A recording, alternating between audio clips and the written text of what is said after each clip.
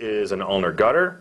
One of the things we want to remember to do for this is put a little padding between the fingers that are going to be stuck together. You can use a short piece of web roll, or you can just use some 2x2s or some 4x4s if you have them, just to kind of help absorb all the sweat that they're going to do.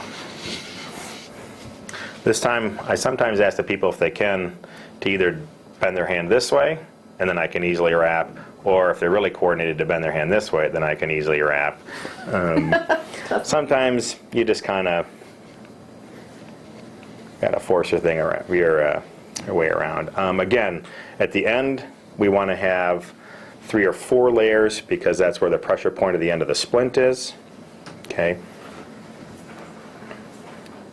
And then over the bony prominence, where the bony prominence is or where the injury is, are other areas where you want to have 3 to 4 layers of wrapping. Other than that, you really only want about 2 layers of wrapping. Too much wrapping can actually also cause a problem, because you can imagine if I just let this big bulk of material here, that would actually create a pressure point. So you don't want to put too much wrapping on, but 3 to 4 layers over bony prominences and roughly 2 layers over the rest of the extremity to be wrapped. This one we're also going to go basically 3/4 of the way up the forearm, and then we're going to end with a few extra wraps at the top, tearing off and just smoothing down.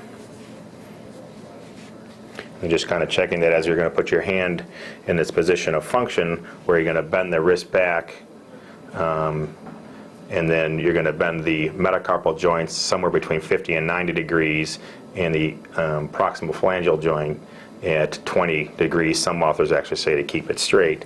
You just want to make sure that you don't have huge bumps in your wrap when you do that. So again, upper extremity, we're going to have 10 layers of wrap. You can actually put this mold, you can try to measure this way, it's easier just to do it straight. Again, going out from the tips of the fingers, measuring back, and again, this material is usually pretty easy to tear, but if you do have problems, you can go ahead and use a pair of scissors.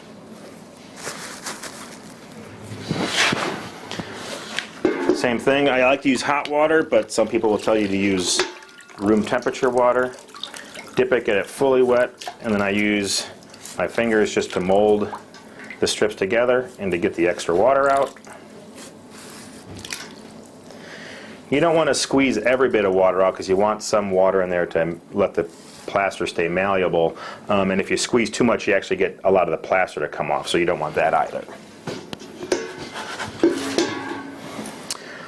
If you're working by yourself and you're stuck and you're trying to put this on and then get it to hold, one of the things you can actually do is actually lay your patient flat and have them bend their arm this way so that when you apply the plaster, it'll actually gravity stay on. Or you can just have your patient act as an assistant. Or you can grab a tech and have them do it. Okay, just hold that one end for me. Same thing then, we're going to use some web roll to secure. Always wrapping from proximal to distal. I just said that totally backwards. Always wrapping from distal to proximal. You can let go.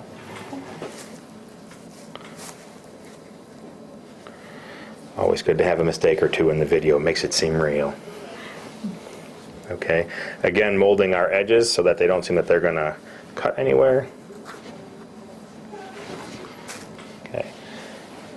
So for splints that you have to mold, you may want to use a not hot water because it gives you a little bit more mold time.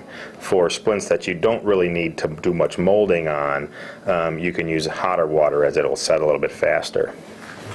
Okay.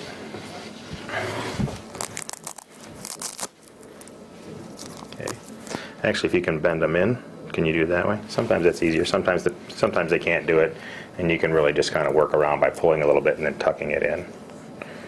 And again, we're going to lock first. And then again, not pulling too tight and covering about 50% with each additional wrap. Sometimes one will be enough, sometimes you'll need an additional one.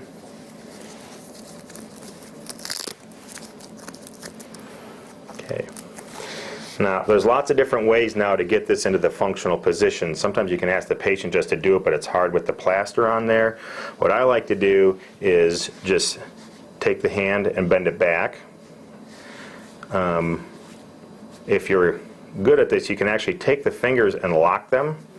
Basically what I'm doing is I lock them by a little downward pressure, and then you can actually just use backwards force, and it will actually put them in that position of function. All right, but sometimes you need to use your palms to do it. Okay.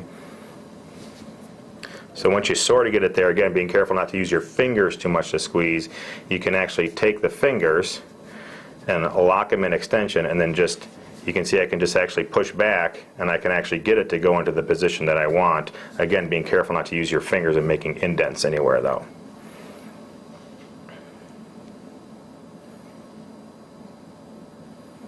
And that will take about 5 minutes, so you may have to use some gentle pressure to keep it there. And once you get it set, you don't have to use a lot of cranking. You can actually just use a little backwards pressure. And you can see in general, it'll stay in that position of function. And if you're having problems, you can always use your palms to do a little molding and use some backward pressure this way. You have to remember, the cooler the water used, the longer it takes to set. So in something like this that you have to mold, you may have to sit in the room and hold it in that position for a while, because